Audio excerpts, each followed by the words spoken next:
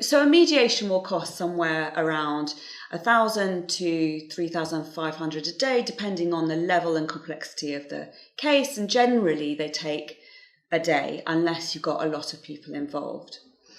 But we looked at what it costs not to mediate. We worked with a client who we had successful mediations with.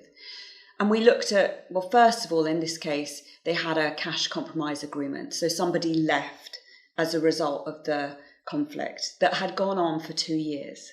And during that 2 years, including the cost of an investigation, legal costs, they spent another £30,000 on top of the compromise agreement to deal with all the kind of legal and procedural matters that needed to be dealt with. But then we looked at how much it cost them in terms of internal management time.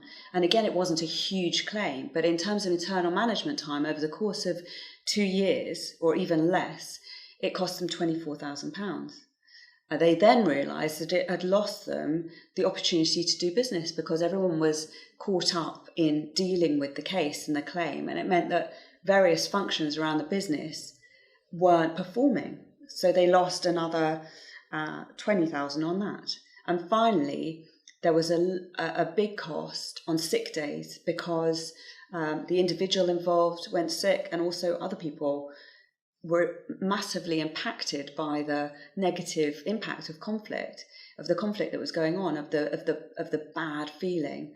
And that cost them just over £15,000. So in all, because they didn't deal with it early, the claim that went over, or the issue between the employee and the employer that kind of trundled on over 2 years, cost the organisation at least £119,000.